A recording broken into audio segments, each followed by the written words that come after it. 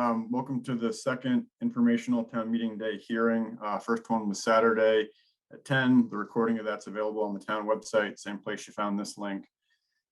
These meetings, the purpose of them is to afford the electorate the same opportunity to discuss the articles on which they're going to be voting that they have at town meeting. So the hearings basically serve as the debate component that we'd otherwise be having from a floor meeting. What we're going to do is we're going to walk through the warning article by article. We'll give everybody a chance to speak to any of these issues as they want to. Try to get everybody who wants to speak first before we circle back to folks. So we'll work through all the articles. If you could please stay muted when you're not speaking, just to limit feedback or background noise, that'd be great. If we do start getting background noise from people, I'll mute you for you. To come off mute, just on the bottom left, usually it's a microphone thing, just click that, it'll go away. If you wish to speak, what we'd ask is that you raise your hand, and the hand function is if you go to the bottom of your screen, there's a reactions button. You hit that, and you can hit the raise hand button. And that's what happens. The hand goes up and you move up into the block, and that way I can try to keep track of who to call on. You can also hit other things like that, or you can cry about stuff. Either way, you can use whatever emoji you want to. And Charlie, can you hear me right now? Yeah, I can hear you, Jesse. Yep. Okay. Yep. So use whatever emoji you want, but that way I'll see who wants to talk, and then we'll get to you. Again, if you can keep yourself muted when you're not talking, that'd be great. Feel free to leave your video on, video off, whatever's your preference.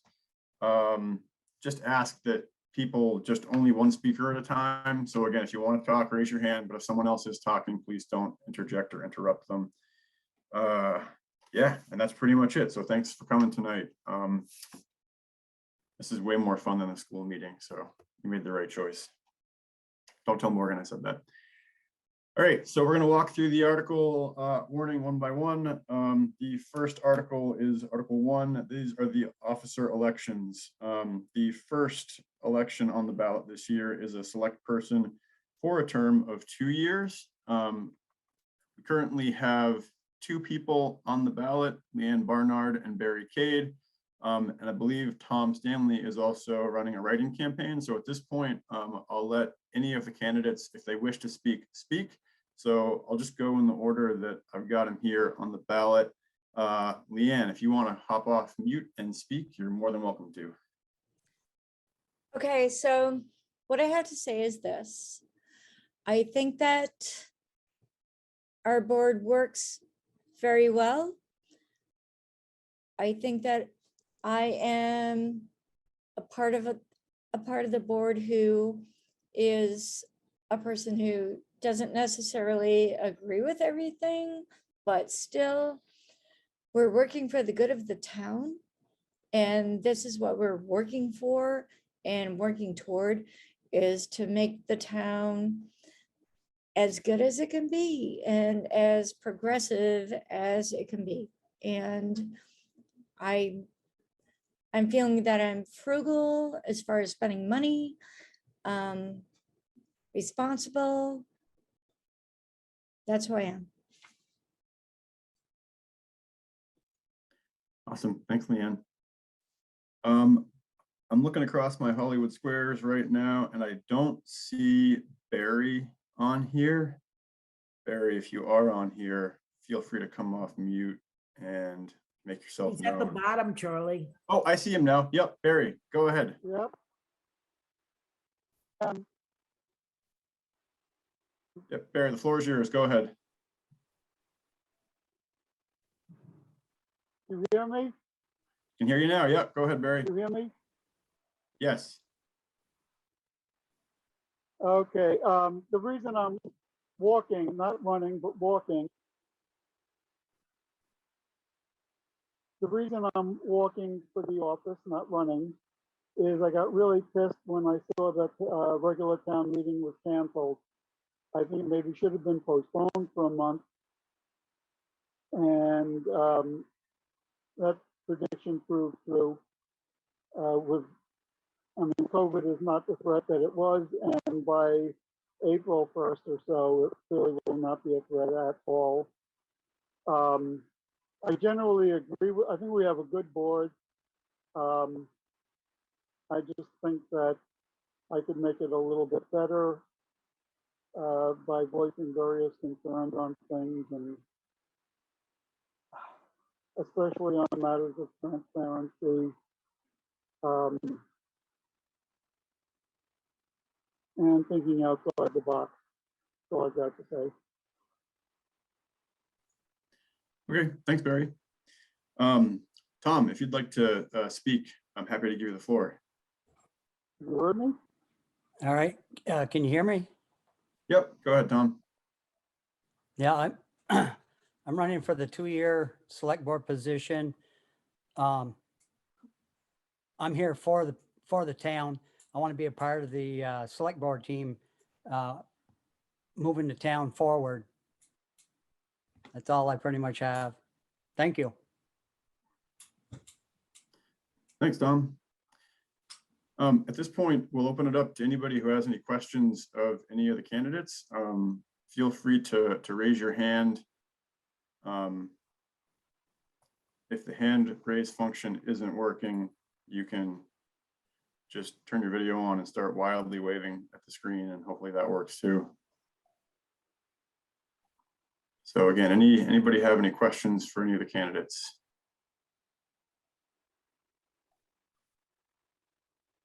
Okay, not seeing any hands or hearing anybody. We'll move on. As a note, when we get to the end of this, we can circle back to any items that you want to talk about that we can go back to, but we'll just go through it all one run first. So that's the first officer election. The second officer election is Article 1. This is B, a select person for the term of 3 years. This is currently the seat I hold. My name's the only one on the ballot. I don't know if other folks are running too for writing campaigns on that. I don't really have much to say other than if Austin's out had the ballot booth trying to get you to vote against me, they'll probably be there doing that. Yeah, no, I love this town, and yeah, anyway, I'm a glutton for punishment. So anybody have any questions on this one?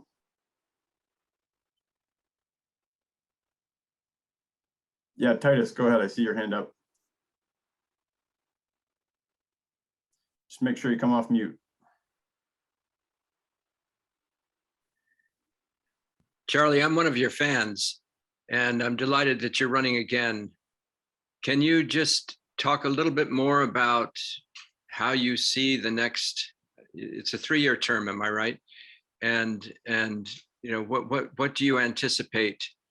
And what's on your horizon? Your horizon of vision and what you'd like to see. Think about how the town would be 3 years from now in ways that are different from how it is today, and what would your vision be? Yeah, I guess, you know, my vision has always been just to try to execute whatever the town wants as efficiently as possible. You know, we had the Montgomery Thrives initiative going on 3-4 years ago at this point, which was that opportunity to go to the town and say, hey, what do you want? What do we need to do? What are the priorities that you have? Not our priorities. And that was an opportunity for folks to tell us what direction they want to go on. And so I think, you know, it's not really about what I see. I see my job, or the board's job, is more taking direction from the town and then executing on it in a way that is, you know, as efficient and, you know, cost sensitive as possible, really. So I think the next 3 years, you know, if the wastewater issue passes and we keep going on that project, that's going to be taking up a lot of our time. If it doesn't, and the town wants to pivot and do something else, we'll do that. You know, if the town wants to, I don't know, do some other crazy project, I'm here for it. So yeah, again, it's kind of what the town wants, not me. Thanks, Charlie. Thanks, Titus. Any other questions on B? Okay, I'm not seeing any hands or hearing anybody come off mute. Again, if you do want to raise your hand, you can use the raise hand feature in the bottom. Just go to reactions, click raise your hand, and that'll definitely pop you up. Okay, with that, if there's nothing else, we'll go to Article 1C. This is a lister for the term of 3 years. Kate Cummings is the name on the ballot. I don't see Kate with us here as I cycle through the screens. Kate, if you're here, feel free to come off mute or raise your hand. If not, are there any questions or does anybody want to speak to this? It's a lister for the term of 3 years.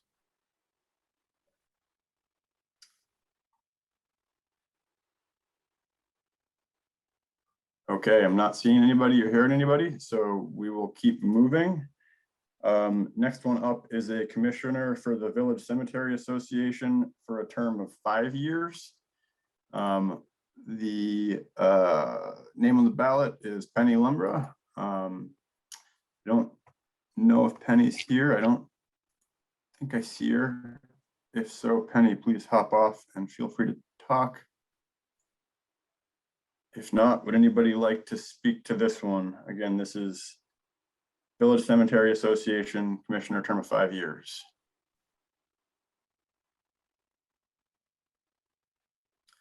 Okay, if we're good with that one, we'll move on. This is a commissioner for the Village Cemetery Association, term of 4 years. There is no name on the ballot for this one.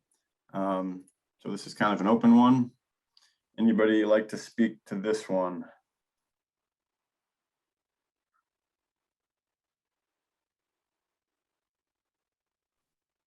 Okay, not seeing anybody.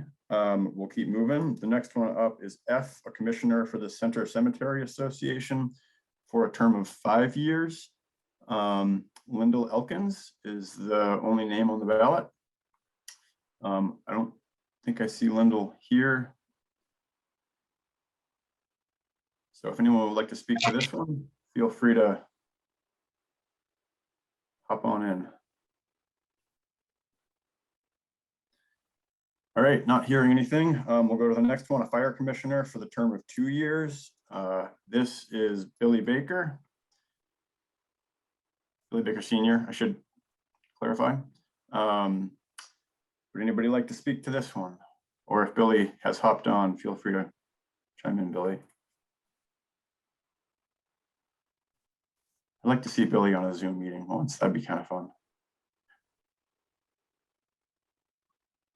All right, if we're good on that one, let's go to the next two. So H and I are a planning commission member for a term of 3 years. So these are 2 seats, each 3-year seats.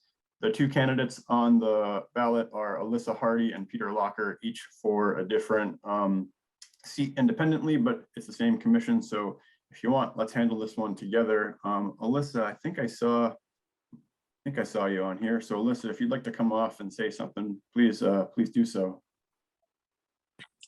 Hi, and I'm driving right now, so I'm going to keep it really quick. I'm just listening as I'm driving, but I would like to keep my position, and I'm happy to answer any questions if anybody has any, but I guess that's it for now. Thanks, Alyssa. I don't see Peter on the call. But Peter Locker is the other candidate running for the other seat. So we'll open it up just to anybody who wants to speak to this. Anybody have anything to say about the Planning Commission seats?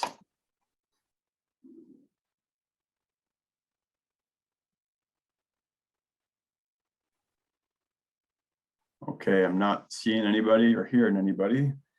So the next 4 elections here, J through M, these are a library trustee for the term of 3 years. So these are 4 library trustee seats, each for a 3-year term. The names on the ballot for these each independently are Marika Delois, Jane Pressler, Patty Hathaway, and Cheryl Wiesel.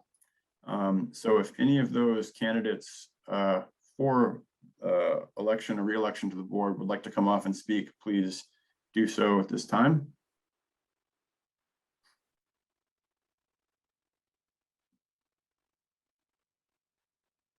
Would you raise your hand? And then you'll recognize you. I see you, Jane. Go ahead, Jane. Oh, Titus thinks I should have something to say, but I don't really have anything to say, except that I love being on the Board of Trustees. Wonderful group of people, and the library is such a lovely part of our community life. So thank you for your vote.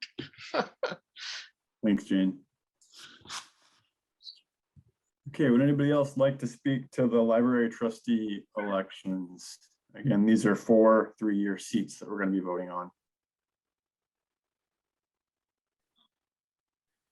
If not, that will take us through Article 1, which is the elections, and we can move on to Article 2. Article 2, shall the voters authorize the treasurer pursuant to 32 VSA 4791 to collect current taxes? This is kind of just a wonky procedural one. All this does is it gives Aaron the legal permission to collect your taxes. If you vote this down, you still owe taxes. So defeating this will not go make property taxes go away, just to be clear.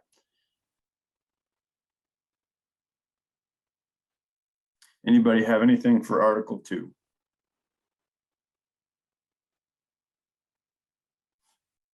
Okay, not hearing anything for Article 2, we can move on to Article 3. Article 3 is the budget.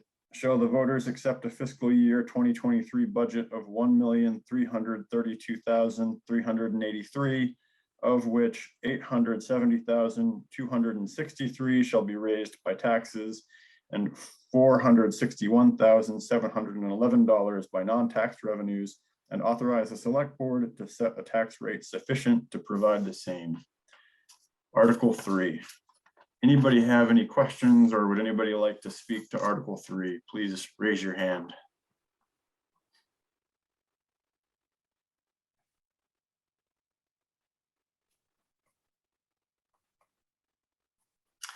Yeah, Barry, I see your hand up, so floor is yours.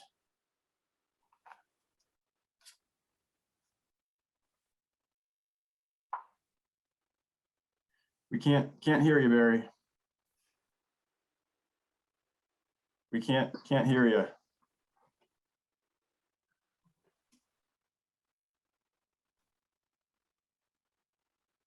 It looks like you're off mute, but there might be something going on with your mic, or you might not be close enough to it.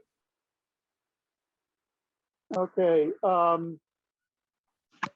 do not feel that in any way this meeting substitutes. Let me see, am I muted? You're breaking up, Barry. Try to hold it maybe Can you hear closer. me now? Get on mute.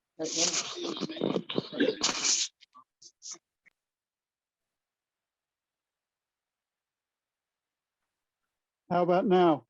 Not now. If you can- Okay. Yeah.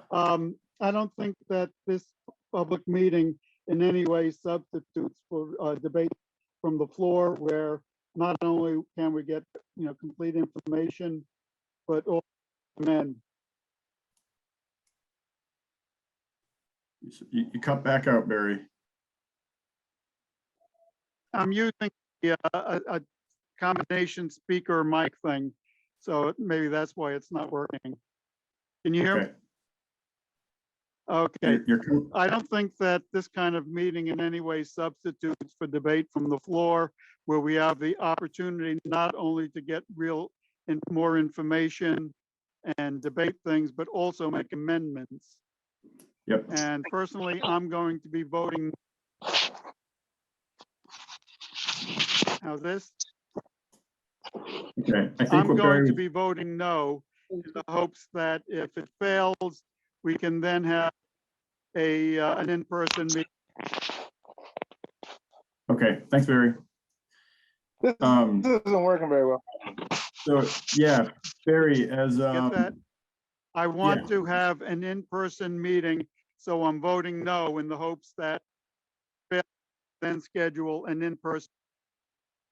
Yep, we got you, Barry. Yep. So you're correct. The budget item is an up or down vote. We don't have the ability to amend the budget as we do from the floor. Yeah, we do have opportunity to ask questions though. So if you ask questions, feel free to ask questions. We've got the board here, the treasurer, we got the budget in front of us. So while we can't amend it, we certainly can discuss it and debate it. Can you hear me better now? For the moment. Okay. Right now, I'm just talking directly from my phone. I'm voting no in the hopes that we can, if it fails, we can then have and schedule an in-person meeting to go over it again. Yep, gotcha. Clear. Thanks, Barry. Okay. Okay, so I see Walt Knight's hand up. So using the same procedure that we would at town meeting, Walt is not a registered voter. Walt is a property owner. He owns multiple properties in town, but he's not a registered voter. And so as we would at town meeting, I would just ask the body, does anybody have any objections to Walt asking a question or saying something at this time? Okay. Well, No go ahead. Okay, so my question is actually on behalf of Woody, who is a tax-paying member, as well as, Woody. He's a voting member. Woody asked me tonight, I was at the Belfry to field some questions earlier. He said he can't join because of technical reasons, but he wanted me to specifically ask if in the budget, repairing the drive from the road into the town offices / garbage drop off was in the budget this year to be repaired or not. Thanks, Walt. So right now, and the budget committee and Aaron can clarify this if I misspeak this, but that amount of money, I believe, is in the budget under the infrastructure replacement fund, or no, I'm sorry, it's in the budget to be taken out of infrastructure replacement, but we intend to use the ARPA money if we can use that to do the work. So what we'd like to do is not use tax revenues to do that. We'd like to use a portion of the town's ARPA funding allocation, which is separate from that to pay for that project. Aaron, you're on the call. Do you want to just double check my recollection of where the paving of the PSB lot landed? Yeah, we fully funded the paving under the use of the reserve funds on line 32 on page 15. And the expense line is under credits and events on page 16, line 49. So yes, it's in there. Great, thanks for clarifying, Aaron. So it is budgeted for. However, if we do have the ability to use the ARPA funding, that we'd like to move that off of tax revenue. That's the plan. Other questions about the budget?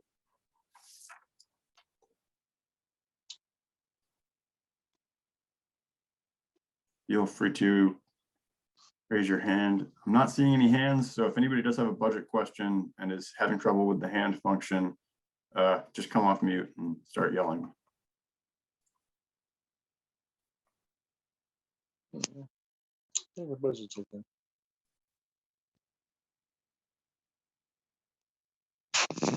Any questions about the budget?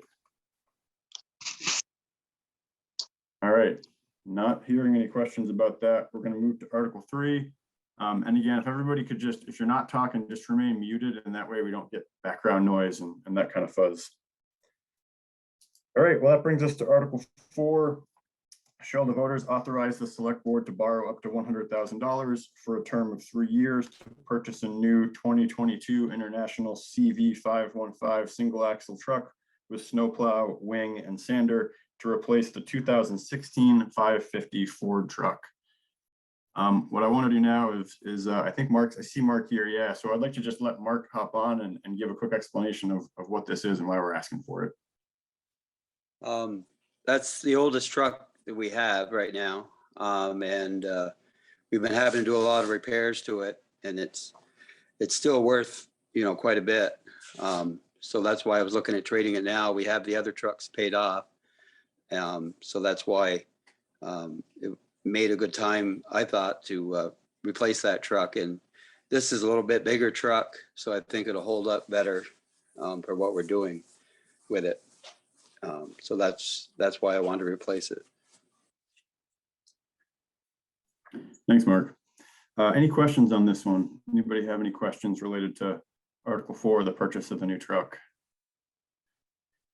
Yeah, Barry, I see your hand up. Go ahead. How much are we getting in trade-in? Hopefully between 25 and 30,000. Used trucks are pretty high right now, so hopefully we can get that much for it. But aren't used ones even higher? I mean, new ones. Well, yeah, but while this one is still worth a bit, I have more money to put towards the new one by trading this one before I get. Yeah, I think as Mark pointed out on Saturday's meeting, the goal here was to actually get this one traded in while it still had a relatively high trade-in value. And that way we can get the new one, and that new one would be not only new, but under warranty, which is something the old one is not. Yeah. Other questions about Article 4, the purchase of the truck?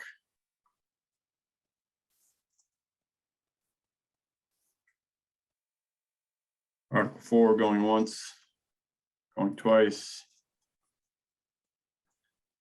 All right, let's go to Article 5. Article 5, shall the voters approve a half-cent increase to the tax rate to be allotted to the Conservation Reserve Fund established by the voters in 2018. So as this says, this is something that's been on here since 2018. If folks could just stay muted while you're not talking, that would be awesome. This is brought up 2018. It's a half-cent increase. It goes into a conservation reserve fund. The goal of that fund would be to fund any sort of conservation projects that basically go towards the public good of the community. Examples of other communities that have used funds like this were to do things like purchase a town forest or do improvements to a town forest. Enosburg used funds from theirs to buy a little parcel of land right below the village on the river to provide river access. So those kinds of projects there. Doesn't have a lot of money in it right now. It's, I think, close to $2 grand. But the idea would be that over time we would build it up, and then if a project came our way that we could use it, it would be there to use, ideally to leverage additional funds through some sort of local match component. Any questions on Article 5?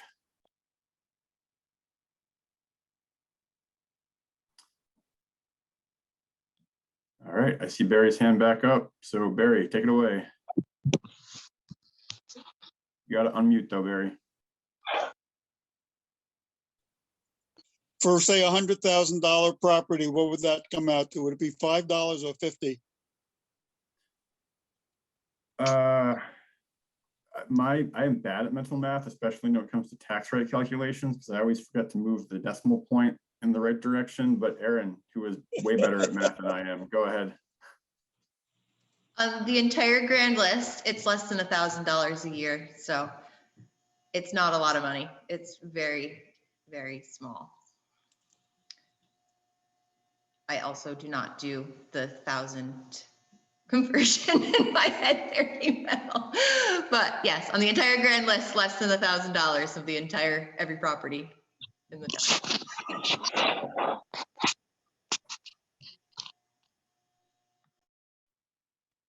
All right, anybody else? Larry, I see your hand waving. I assume, are you asking for a beer from Anita? I just haven't unwaved it. I'm trying to get No, there. it's okay.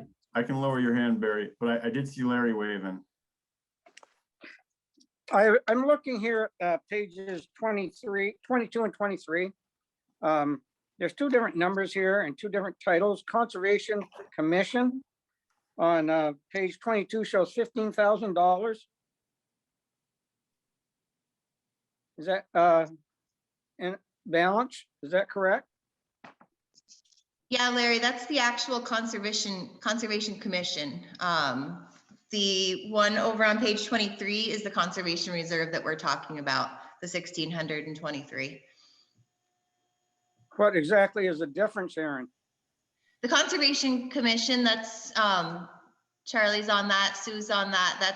That's a totally separate department, basically.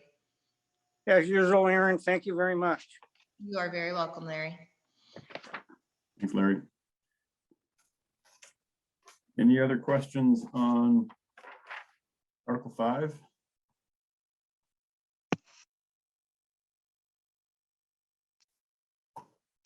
All right, not seeing any other questions. We will go on to Article 6.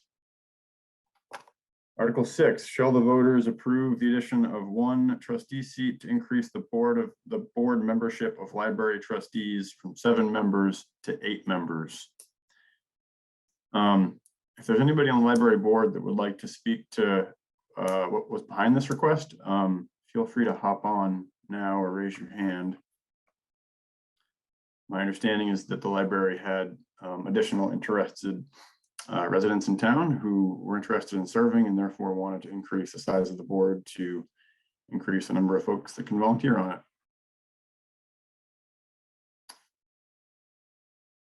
Okay, anybody have anything on Article 6? Adding a seat to the library board. Okay, well then, we will move on to Article 7.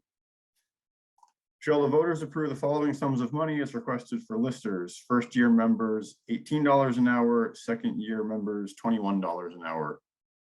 So all other rate questions that we would normally see on an in-person meeting are remaining level, same as they were last year. So we're not voting on them. This is the one rate increase that is changing out of that bucket we usually look at, which is why it's before the voters now. This increase is a couple of reasons. One is that the listers have not seen a rate increase since 2015. So if you were to do just a straight cost of living adjustment on that, they should have seen an increase a while ago. The other feeling of the board here is that we want to retain the listers that we've got. It's a pretty important job in town, and if we didn't have them, we would have to hire an outside appraiser, similar to like what Enosburg does with Kermit. And that would, greatly increase costs there. So the retention was another idea here, is that we want to make sure that we're essentially paying the listers what their services are worth so we can keep them around. Anybody have any questions on Article 7?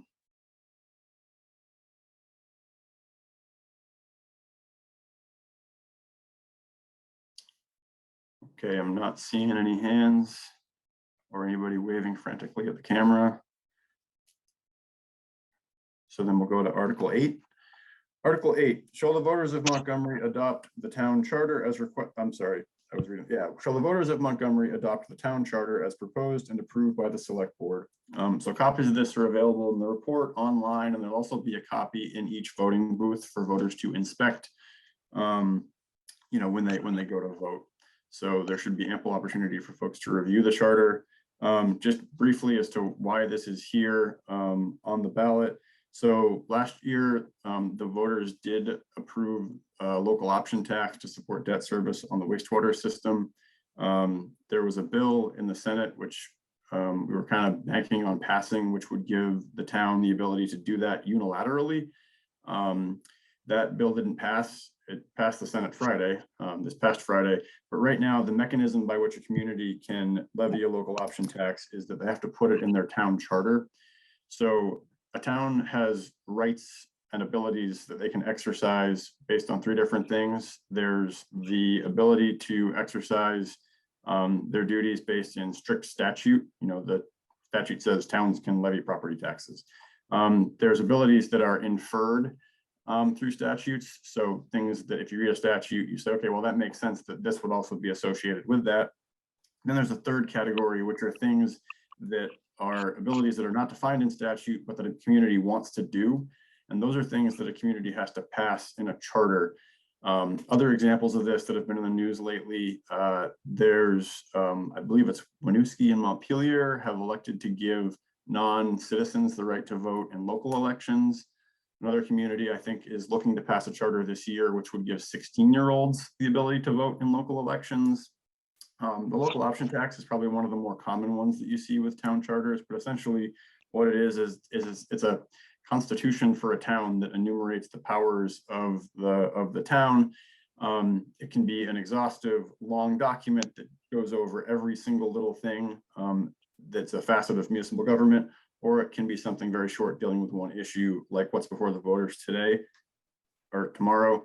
A charter, once adopted by a community, needs to go to the legislature.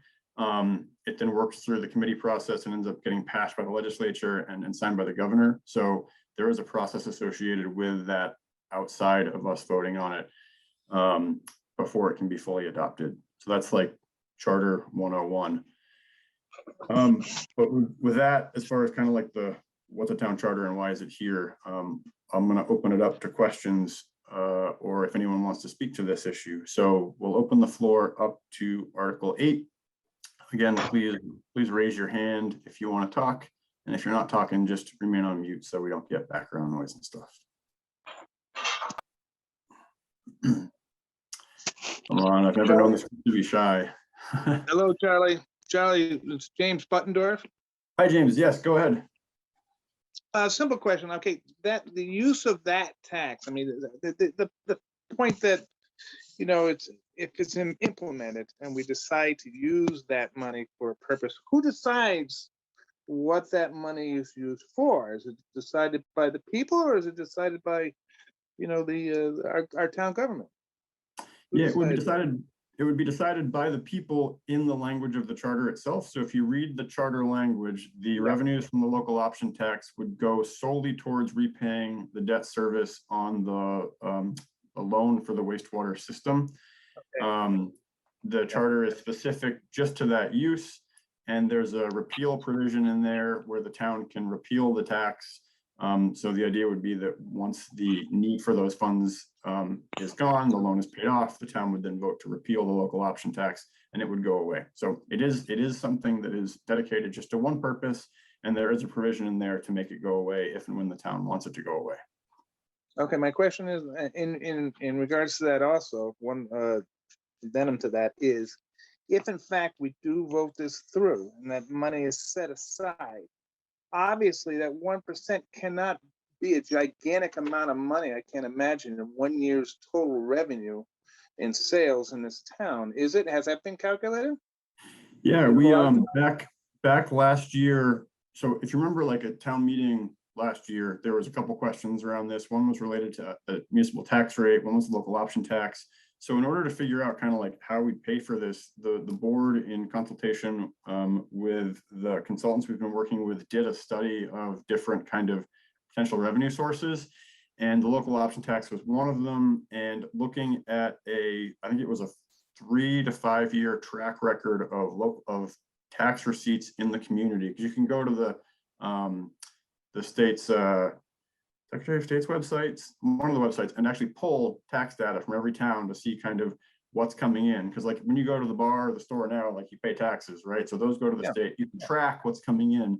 And so looking at I believe it was either the last 3 to 5 years of data available, we calculated that this tax would raise $35,000 annually.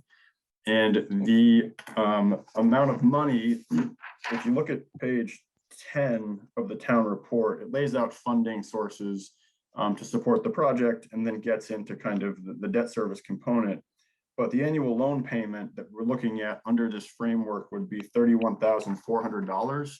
So the rationale is that if we can raise $35,000 a year in local option tax revenue, those funds would pay the debt service on the note.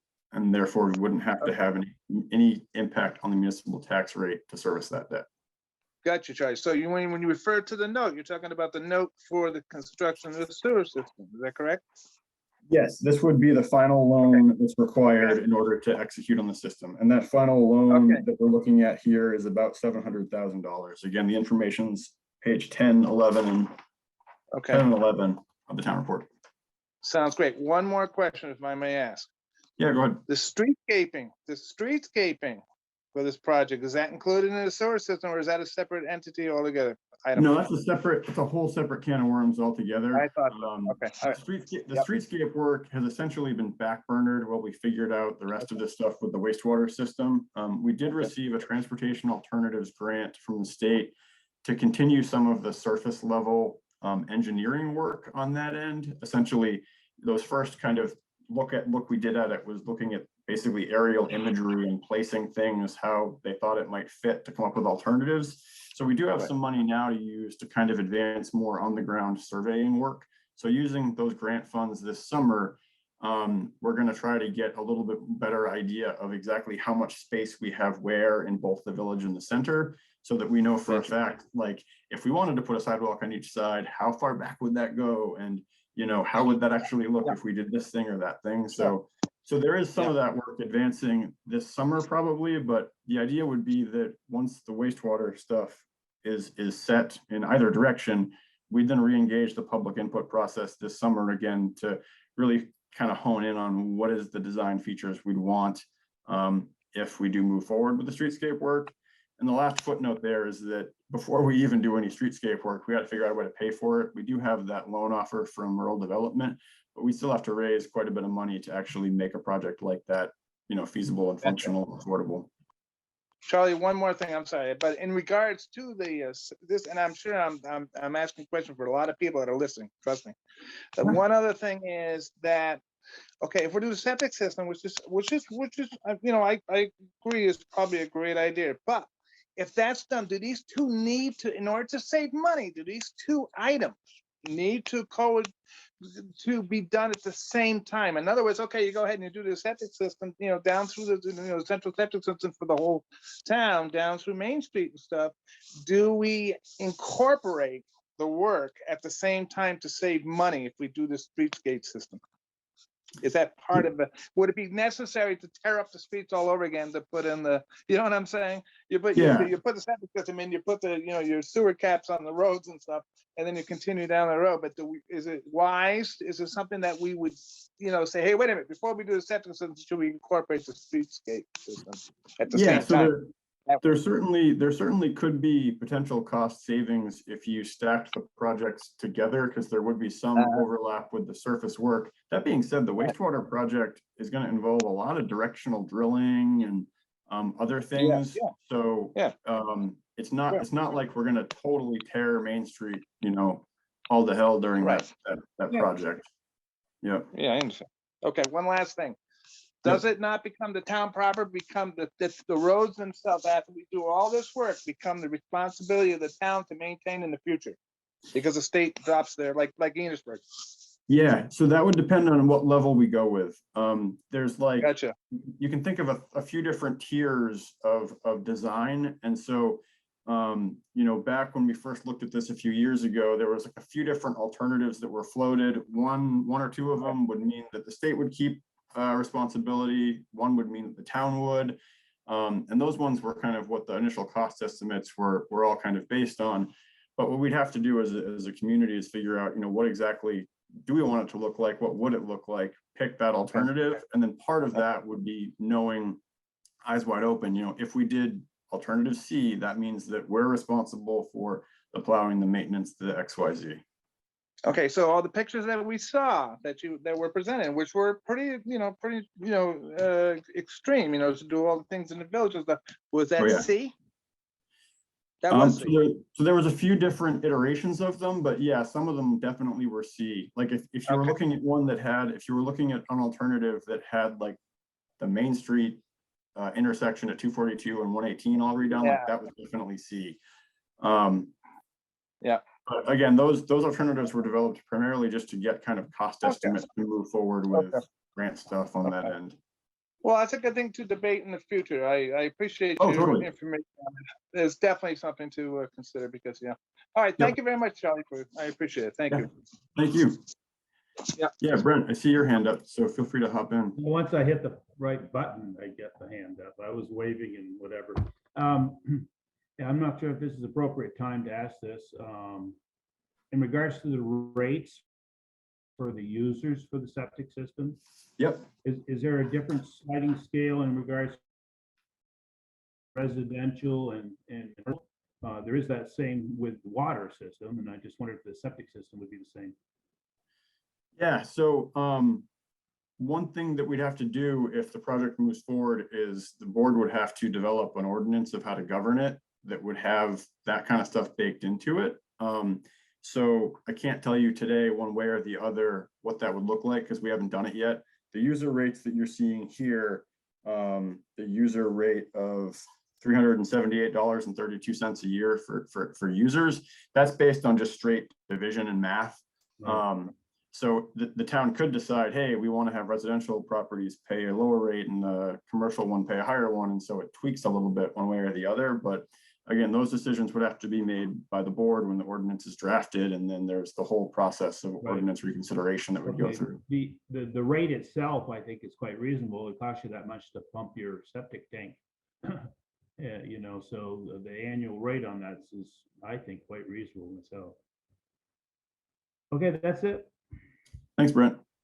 Yeah, we tried throughout this whole thing, we had this target of 1% mean household income for the community, which is an important metric when you're going after state and federal funding. And so I think right now the user rate is like 1.2% mean household income. Other questions on this one? Article, what number is it? Article 8, the charter.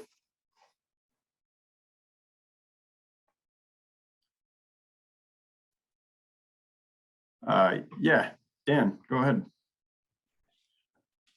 Hey guys, Daniel here. My wife and I own Crofters Green up on Mountain Road.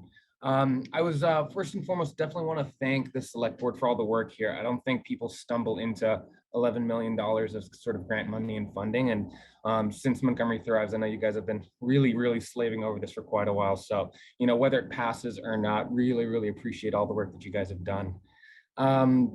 One thing that I just wanted to share, again, Crofters Green has no skin in the game being where we are, but especially with a 16-month-old at home and another one on the way in about a month, my long-term vision is like, I want what's sort of best for the community so that, you know, my kids have an opportunity to grow up here and kind of experience that magic. And my opinion is that wastewater really helps that.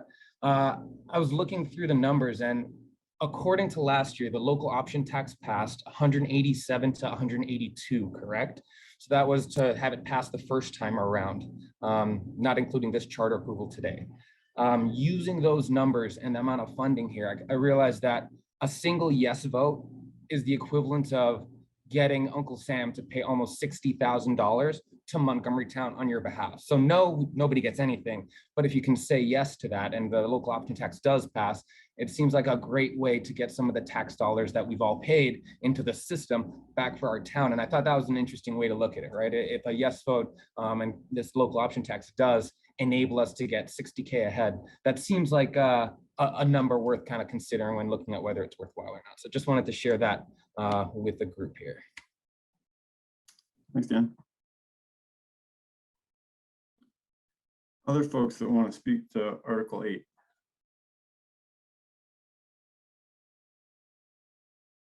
Carrie, yeah, Carrie, go ahead, yep. All right, can you hear me? Yep. Okay, so I'm not really sure how Daniel gets affected by the 1% local option tax. I know some people directly get affected when they have to pay it, and others maybe just by having costs go up in the local businesses. But when this passed, I felt like the discussion that we had last year at the informational meetings was an introduction to why you came up with that. You know, that was a solution for you to find a way to fund a gap of money that we weren't able to come up with. But I get that, but I talked to you in the past, and you know my situation and my concern with the local option tax. But how many people in town voted on this and it's directly affecting them? And how many were business owners that you approached and really got a vibe whether it was okay? They felt like that was good. There's enough discussion, how this could affect us, how it could harm us. Have we really thought that far? So I'm not really happy with how the local option tax got approved, because so many people in our town are not business owners and it doesn't directly affect them. So they see the big picture. They, you know, if you're supporting the wastewater program, then okay, that's what you're trying to support, but you're not really thinking. I feel like the businesses should have a little bit more say, because it's directly affecting them, and it's a long-term commitment that we're making getting into this. And some of the businesses support the wastewater program. Some of them are in the air. I personally think that we have so many septic systems that may go bad in all of our properties. but I'd never expected the town to have to pay for any of them. So I wouldn't put the cost that I went into on my property onto the taxpayers unless they thought that would be a good plan for our future, you know, for the town to grow. So I wouldn't have expected anybody to pay for that. So I'm just wondering, when you're coming up with a 1% local option tax, I just wish that there was a more fair way to have people who are actually hooking up to the system pay a little bit higher than just the businesses. Like, why was it just the businesses that are going to pick up this 1%? You know, Yeah, so we're a little late, but the only other question, because I'm going to forget here, was the local option tax, was it supposed to be done by a charter? Is that correct information? Or, because I just don't want any misinformation, and maybe Tom can address this a little bit, had mentioned that in one of his posts. And I just wanted to kind of get to the bottom of, was that, because I didn't feel like it was right that went through so easily without really any major conversation or discussion with the business owners. And I'm all for it if you have the process. I mean, we all agree, but was it legal? Like, so two things here. One is I just want to make sure everybody understands the local option tax and how that works. So it's a tax which is assessed by the business on the customer. Essentially, the business is collecting the tax and then paying it out to the state, and then we get our cut of that.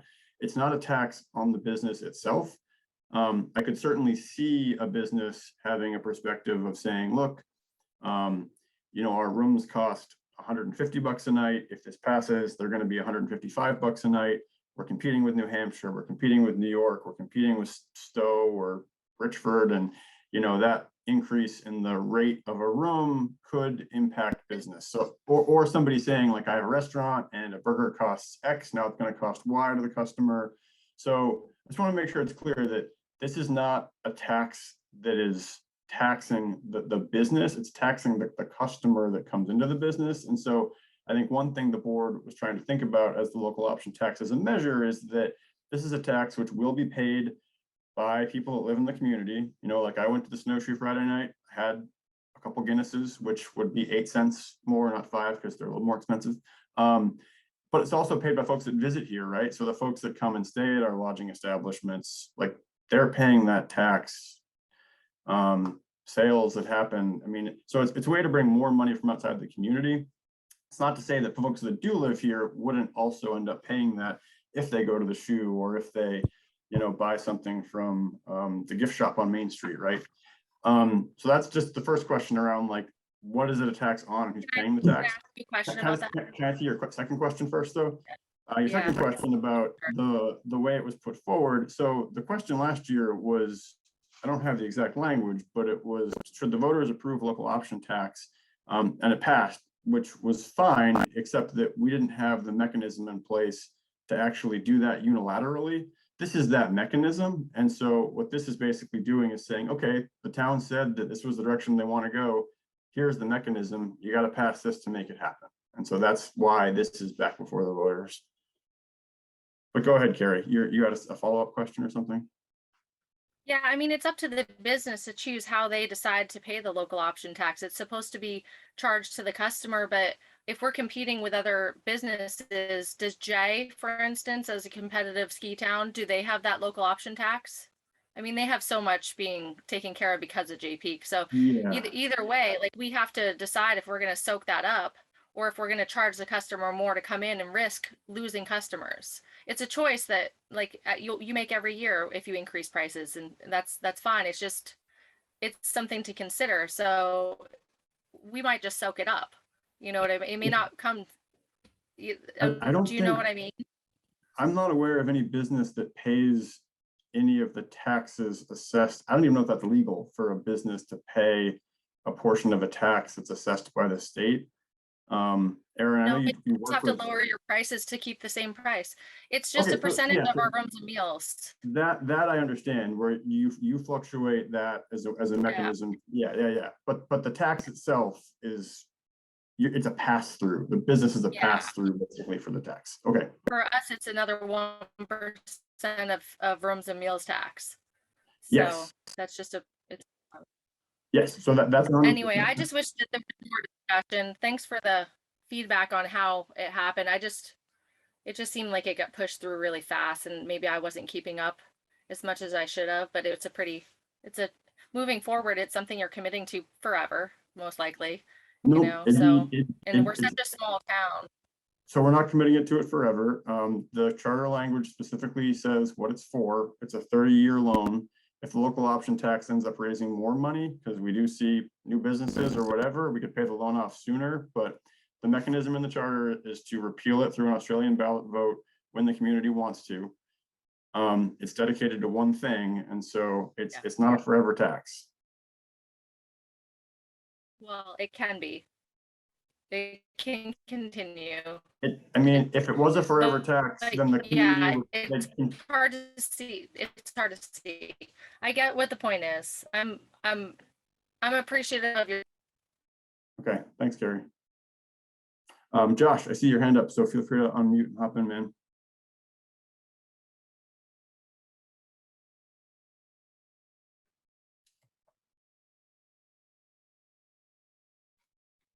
Go ahead, Josh. Just make sure you unmute. So if you're on the computer, just go to the bottom and click the mute button, and that'll undo it.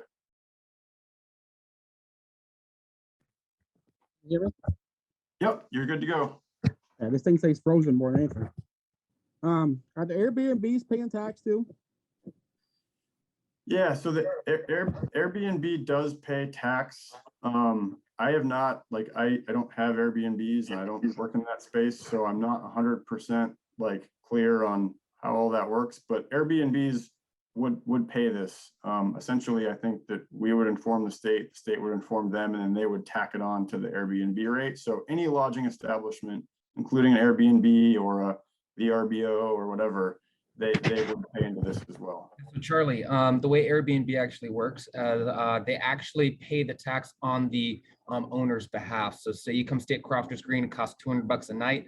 At the end of the day, Airbnb deducts 2% from that, or the 9% room and meals, and they remit that to the government directly on our behalf. So I presume the local option tax would just get tacked onto that. So instead of 9%, it'd be 10%. Okay, thanks for the clarification, Dan. Go ahead, Josh, though, back to you. That's all I want to know. Thank you. Okay, thanks, Josh. Larry, I see you waving your hand, so go ahead. Charlie, you mentioned the $378 plus change equal 1% of the mean income. And that was good for something to do with the state. Could you repeat that, please? Yeah, so when you go after different state and federal sources of funding, when they look at your project as to like, is this one we're going to come in and support? If we were to come out and say like, we've got a project and we're going to charge people 25% of mean household income, they'd be like, no, we're not going to support that. It's not affordable. Get out of here. And so from the get-go, working with our partners at DEC, and USDA Rural Development, we set this target of a 1% mean household income as being what the user rate would be. I don't know off the top of my head what the cap would be in terms of where they would kind of walk away from it, but that was our target, was 1%, and we're about 1.2. So if we were to eliminate the option tax and have the users pick up the 35,000, if you divide that by 166 or whatever, that you suggested, that probably the probable users, that'd come up to less than probably $590.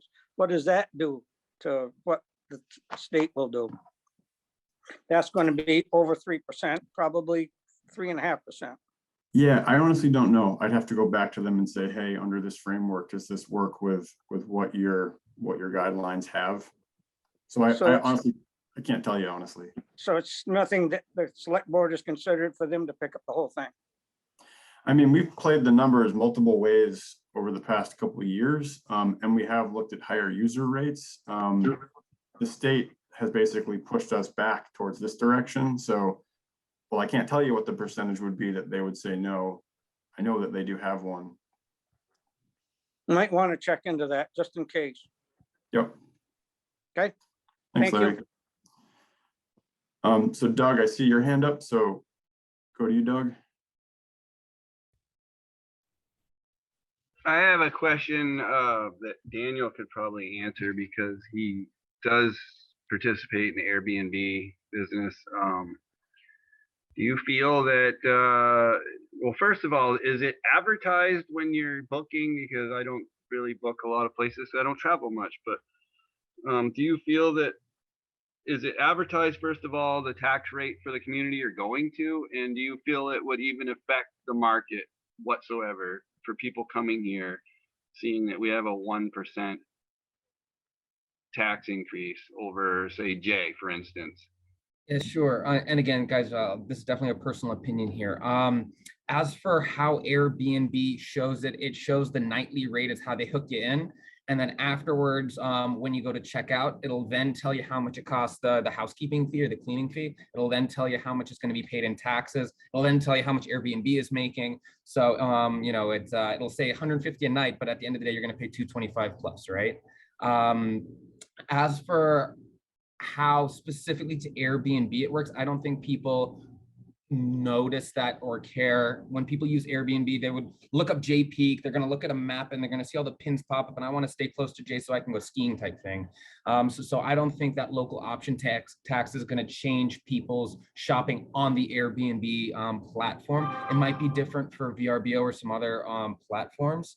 But that's kind of would be my take on it.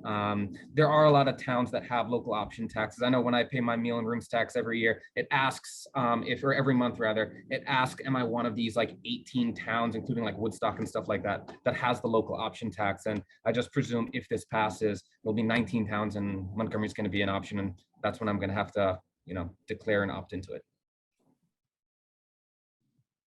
Okay, well, that answers that question. And then I guess I have a statement would be that years ago, the town of Montgomery decided that they were going to put in a water system in town because I mean, I live up off of Gibu Road, so this wastewater system is not going to benefit me at all, except it's going to improve the community.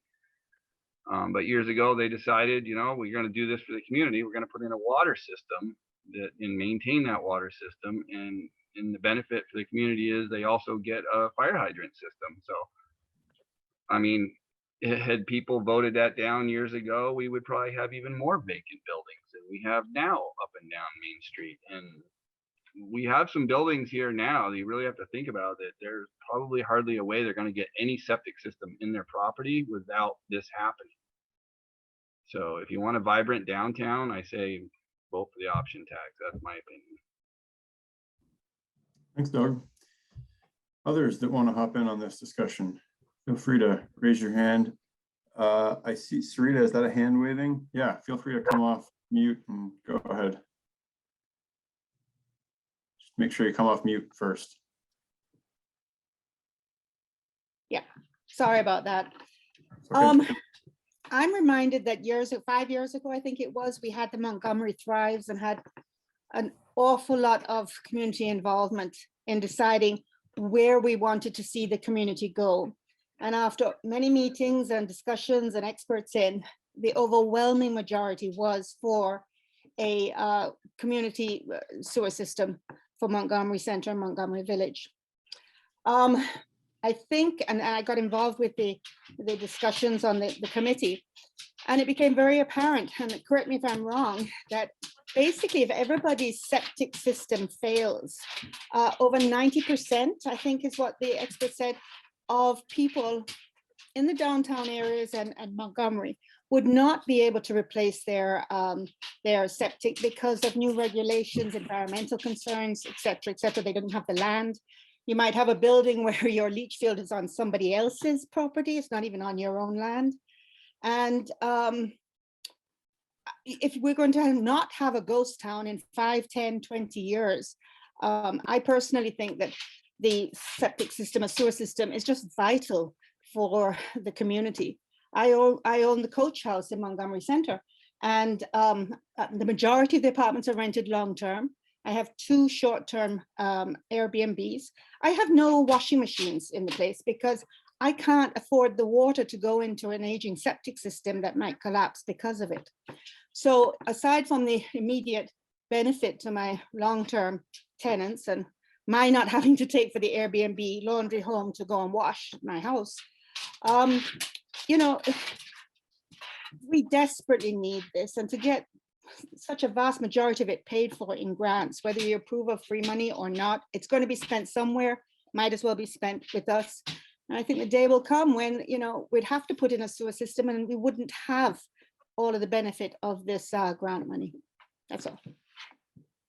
Thanks, Rita. I don't have that figure off the top of my head, but if folks go to the Montgomery Thrive's website, there is a list of a lot of the analyses that we did around like how many septic systems are in the source water protection zone for the town. And one of them was getting at what Sarita talked about in terms of lot size. I just want to clarify that some of them were not specifically that you couldn't put a different septic system in there. It was that if you did, it would have to be a septic system that was essentially would cost like 5 times as much as the standard one. But all that information is still up on the Thrive's website if folks want to check it out. Others. So again, I see Walt's hand up. I'll ask the same question again. Is there any objections to Walt weighing in here? Okay, I'm not seeing. Carrie, is that a hand for a question?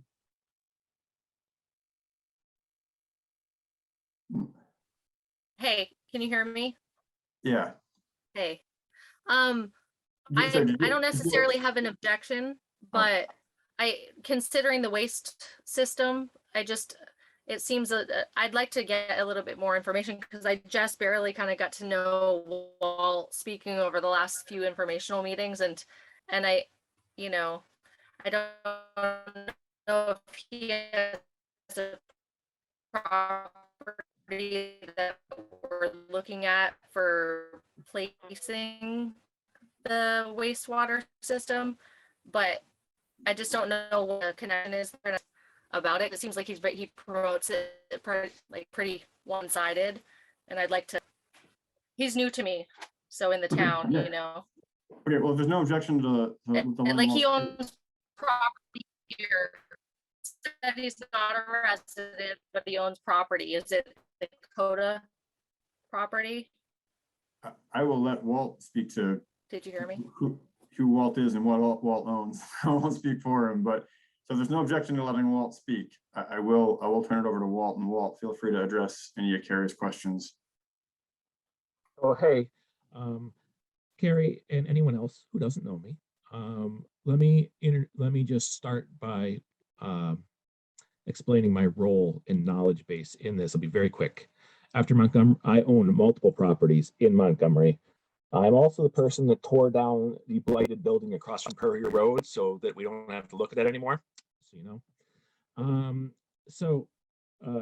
5 years ago, 6 years ago, after Montgomery Thrives, I believe the town could use a sewer system. I thought that was the future. I joined a group of concerned citizens and or property owners, not all citizens, and helped with that for many years until a year and a half ago, I had at that point with Abram Barnard bought the old Coda property, and it was mentioned to me that there's a conflict of interest of me continuing to be on the sewer board. Yeah. And I said, okay. And it was a cordial, I resigned from the sewer board.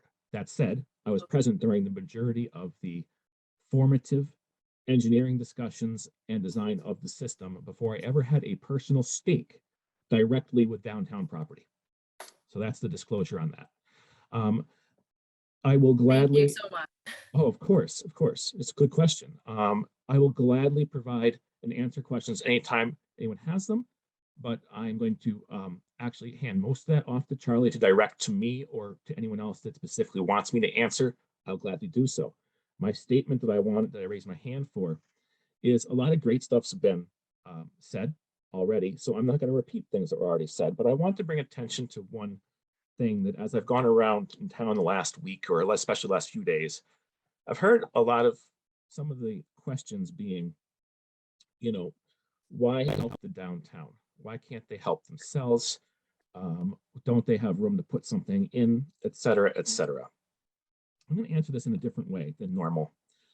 For those of us in the outskirts that have larger lots, which most of us do, not all of us, we have the room to put an additional system in, or we have the room to put an addition on the side of our building, or another bedroom, et cetera, et cetera.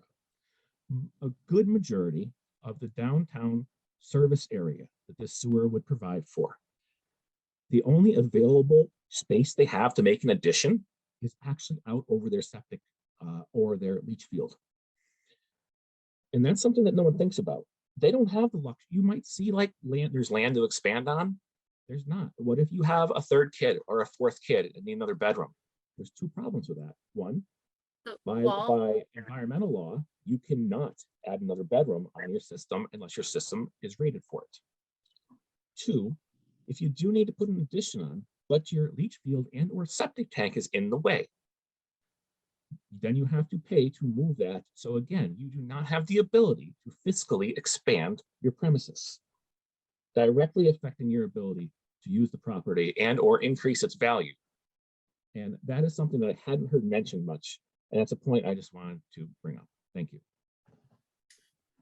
Thanks, Walt.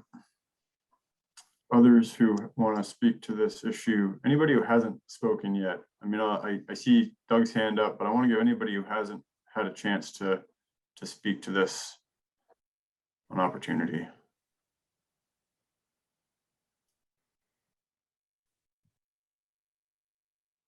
Okay, okay, then Doug, go ahead. As we discussed the other day, Saturday, I think it came up in conversation, but one of the things I wanted to clarify is I have been told and understand that this system's not going to have like open waste ponds and things that get overwhelmed. We don't have storm water coming into these that flood into the river like Burlington's doing. Like this system's strictly for septic waste. So there is not the potential for storm water overwhelming it and blowing the stuff into the river and then it ends up in Lake Champlain, right?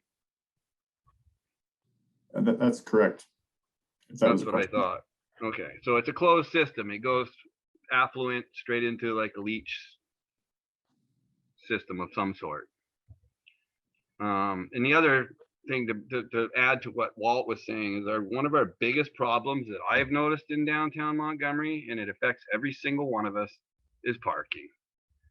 Every single business that operates up and down Main Street in town has some sort of parking issue and contributes to the problem. They're all using the Grange parking lot. They're all overflowing over to the post office parking lot. They're overflowing on each other's parking lots. They're parking in the street. And these businesses, once they eliminate their own leach and septic system, have the ability to increase parking space in the back of their buildings where their septic system is. And that will help alleviate some of this problem because, you know, once we do, if we ever get around to a streetscape remanagement system or whatever we're going to do, parking's still going to be a premium. It's not going to go away. And we need to do something about parking. So this is, to me, is a kind of a no-brainer, is to free up some space behind buildings to allow people to park. Thanks, Doug. Others that want to jump in? I see your hand back up, Carrie, I think. So yeah, if you want to go ahead, go for it. Yep. Yeah, I don't think it ever came down, but no, so I think we were talking about the article about local option tax and the charter. Essentially, that's where we were at here. So that was my main discussion, and the conflict with Walt was, you know, I love his comments and I love his questions, but when it's related to the wastewater system, I would rather, you know, have an objection to his speaking on that behalf. I think all of us have an opinion. I think that we need to do something, and there's quite a few people who think the wastewater system, it's a good program, you know, and there are quite a few that don't. We've already voted on that. Right now we're dealing with the charter, and the local option tax was already passed, but the charter really makes that local option tax move forward. Essentially, you have to have the charter to make the local option tax to receive it, right? And the local option tax was a question in my mind, and I just wish that we had had more business input, and that's it. So I wish that there was another way to fund that. So thank you, Peter, for the recommendation on maybe through the users, which wasn't, something that was pushed by the state, but it'd be nice to hear if that could even be an option if this doesn't pass, the charter. But I don't support that because of the way we're trying to fund it straight from the businesses, when it's not just the businesses receiving benefits from this system. So thank you. Sorry, I'll let you go. Thanks, Gary. Anyone else want to hop in on this one? I see Dan's hand up again. I do want to ask, like, anybody, never known people in Montgomery to be shy, but if anybody hasn't had something to say and wants to, please raise your hand. All right, not seeing anybody. Dan, go ahead. Oh, make sure you come off mute. Sorry about that, guys. Obviously, a lot of stuff happens on Facebook, for better or for worse, about this and many topics. But there was a question or a point that I wanted to check in on. The cost of the project is $11.8 million, and then there's 2.8 million of it unsecured, right? So that's Bernie Sanders, the unsecured congressional funding. If that isn't met, does the town incur that debt? Or is there an opportunity, like how does that work? Because I think there is some people may think that immediately then is put onto the town, and that's then debt we have to carry. So if you could speak to that, that'd be great, Charlie. Yeah, thanks, Dan. Yeah, so the numbers, everything laid out in the table on page 10 and 11 has been agreed to in writing by the funding sources. Some of it we actually have the executed, like, grant loan paperwork. Well, not loan paperwork yet, but we have the executed grant subsidy stuff done. Others, we just have it in writing that they will commit to it. As far as the congressional request goes, so just as a quick backstory, so that advanced through the Interior Committee of the Senate, passed out of that. Now what that needs is basically a federal budget to be attached to. If anybody's been paying attention to Congress over the past 6 months or like decades, they don't pass federal budgets that often. They tend to pass continuing resolutions, which fund the government at the current funding levels, but don't add anything new to it. Congress needs to get off their ass and pass an actual budget, not just for this, but for like a whole host of things that our country kind of needs to deal with. Until they pass that federal budget, this cannot move. So it is not secured in that budget has not passed yet. We're pretty optimistic that once they do come to the table and have a federal budget, that this will pass with it. However, if it does not pass, we have been told by our partners at the state DEC that the line here that is the additional commitment from state intended use plan, we've been told that they would bump that up to also cover the congressionally designated spending requests as well, essentially filling that gap should that happen. So that is the plan B should the Sanders money not come through with the federal budget. Awesome. Thanks for the clarification, Charlie. And I will just add as a point of aside, overall, we are not locked into this until we sign that loan document. And so if at any point during this process, something happens and money disappears from the table, or we get through final engineering and we realize that, the cost of the project is wildly over what we thought it was, any of that stuff happens, we have hold points in this whereby the board would say, all right, brakes, red light, stop. Can we do this still and make it work, in an affordable way for the community? So there's multiple checkpoints still to come, at which point the town could essentially apply the brakes if something fell apart. Other questions or thoughts on this? Anybody going once? Going twice? All right, not seeing it. We will then go to Article 9. Article 9, shall the voters of Montgomery establish an ARPA reserve fund to hold and assist in the dispersal of funds received from the American Rescue Plan Act. So this is another one of those procedural ones. Essentially, all this is doing is creating a reserve account to hold the town's ARPA, that's the American Rescue, I my acronym game is off tonight. It was the money that came out of COVID, basically. Every town in the country, every community got a bunch of money based on your per capita numbers. Montgomery's, I think, was around 265,000, somewhere right in that neighborhood. This creates an account for us to put that money into. Anytime a reserve account is created by the community, the voters have to approve it, because once the money goes into that account, it can only be used for the purposes associated with that account. The reason why we want to have one for the ARPA money is that if we don't have it and it flows through the standard municipal budget, what's going to happen is we're going to see this massive influx on the revenue side one year, and in the out years when we spend it, it'll create a expense that will have no kind of match on the revenue side and throw everything off in a way where we're going to have to do a bunch of weird things with the numbers to make it actually work, but it'll look just outrageous. So basically, this is just to hold that money and allow us to disperse it in a way that is transparent to everybody what it is and where it's going. Aaron, feel free to add anything that I missed or correct me if I misspoke there. I'm just going to add again, the reporting requirements for this money are going to be very, very, very strict, as they should be. So just having this fund, keeping this money completely separate will make that so much easier. Great, thanks, Aaron.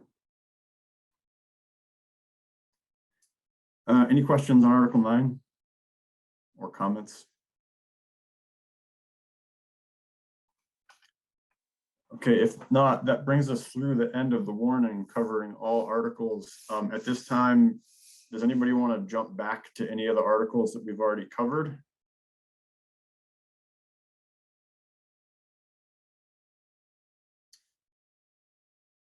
Not hearing or seeing anybody. You're welcome to hang out here for the rest of the night, but I think you all got better things to do probably. So thanks so much, everybody, for taking the time tonight.